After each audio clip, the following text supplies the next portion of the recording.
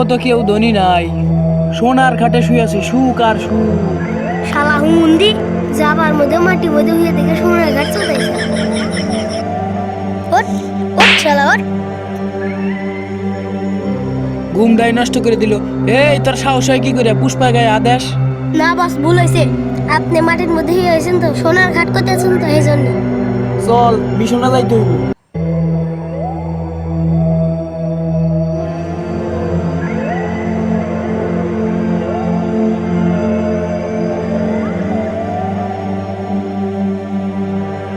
বস, আপনি ওন থেকে লাভ দিয়েন না, ভেঙে দেবো পা, তবে মাঝখানেরটা। হুমুন্দি কয় গিরা ভাঙ্গা গেছে পা, তবে মাঝখানেরটা। নু আমার মাঝখানে পাটা চিকিৎসা করতে হইব। চল, মনে হয় মাঝখানের পাটা আর বাঁচাইতে পারলাম না।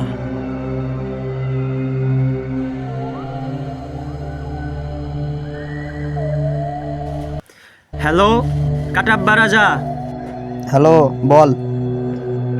দুবাইয়ে টিকটকার দিবু ভাই, ওর গাবি ব্যবসায়ীর টাকা দিয়া, ওই টাকা দিয়া পুষ্পারে একটু সোনার আংটি কিনে দিছে, ওটা আপনি চুরি করে নিয়ে আসেন। আচ্ছা ঠিক আছে। পুষ্পা, আপনার তো এখন ঘুমানোর টাইম, চলেন। চল।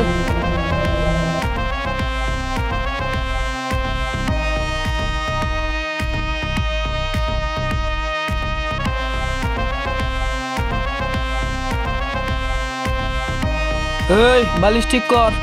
আচ্ছা বস, ঠিক করতেছি।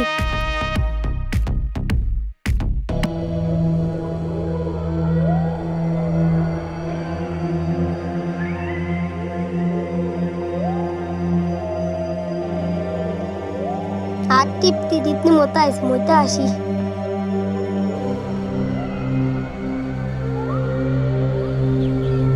দেখা যাইতাছে পুষ্পা একা শুয়ে আছে, ওর সাথে ওর চামচা সেটাও নাই। এটাই টাইম ওর হাতে সোনার আংটি চুরি করা।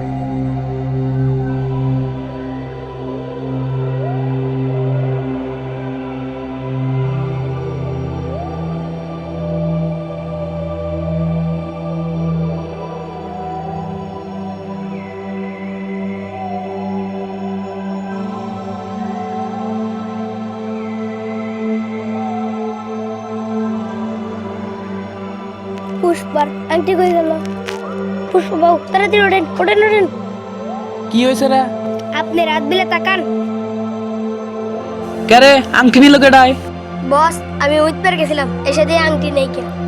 পুষ্পার আংটি চুরি করছে, ও কম জমছর না। আমার এই আস্তানায় সিসিটিভি ক্যামেরা লাগানো আছে, কম্পিউটারটা চেক কর যা।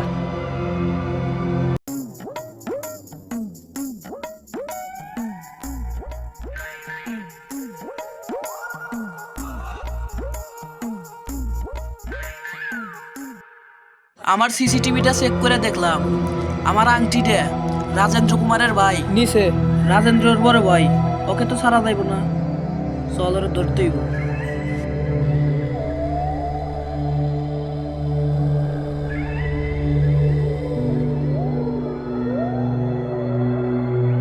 ছোট ভাই ধর সোনার আংটি এটা।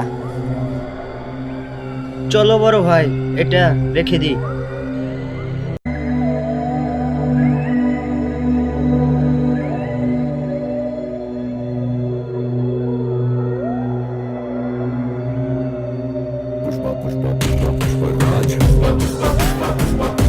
এই কাটাব্বা, তোর কি করে সাহস হয় তুই আমার স্বর্ণের আংটি চুরি কর?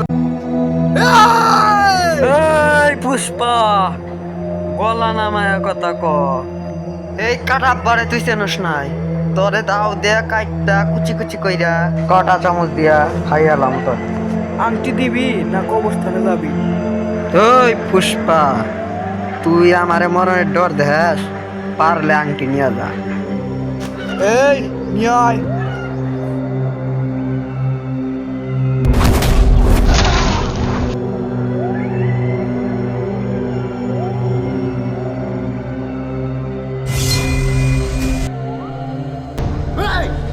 মার শালারে।